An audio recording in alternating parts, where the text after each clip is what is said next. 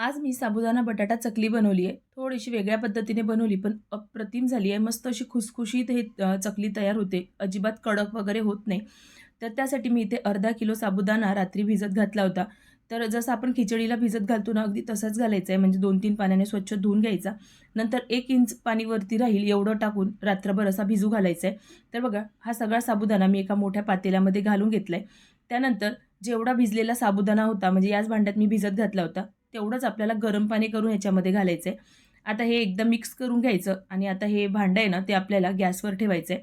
तर आता आपल्याला हा चांगला शिजवून घ्यायचा आहे. तर इथे बघू शकता, हे मी शिजवून घेते. तर जोपर्यंत हे शिजते तोपर्यंत मी इथे 1 किलो हे बटाटे घेतले उकळलेले.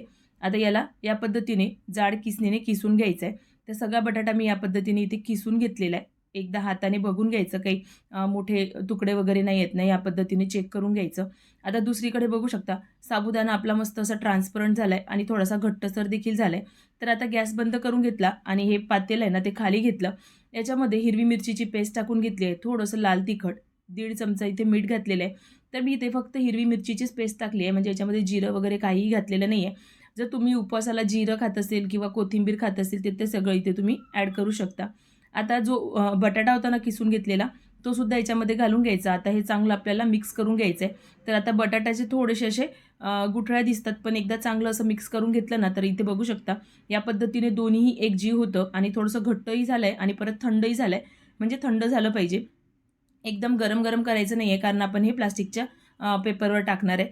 तर बघा, इथे मी तेलाची पिशवी घेतली आहे, त्याच्यामध्ये हे भरून घेतलं आणि एक थोडंसं इथे खालून कट करून घेतलं आणि घरातच असा पॉलिथिन टाकून घेतला. याच्यावर अशा चकल्या करून घ्यायच्या आहेत. तर तुम्हाला जशा लहान-मोठ्या जशा करायच्या असेल ना, अगदी सोप्यात सोप्या पद्धतीने आहे. म्हणजे साचा कसा 10 वेळा आपल्याला काढावं लागतं, तर प्लास्टिकच्या पिशवीने अगदी इझी होतं.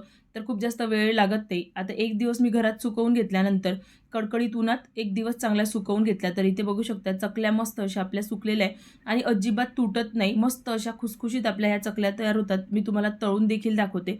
तर दुसरीकडे मी तेल गरम करायला ठेवलं आहे. यातली आपण चकली तळून बघूया.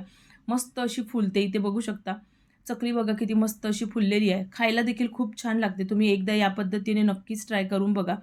तर आणि तुम्ही माझी रेसिपी कुठल्या सिटीतून बघताय ते मला कमेंट बॉक्समध्ये नक्कीच सांगा. तुम्ही या साबुदाणा बटाट्याच्या चकल्या कुठल्या पद्धतीने करता ना, ते देखील मला कमेंट बॉक्समध्ये नक्कीच सांगा. म्हणजे मी पण ते ट्राय करून बघेल.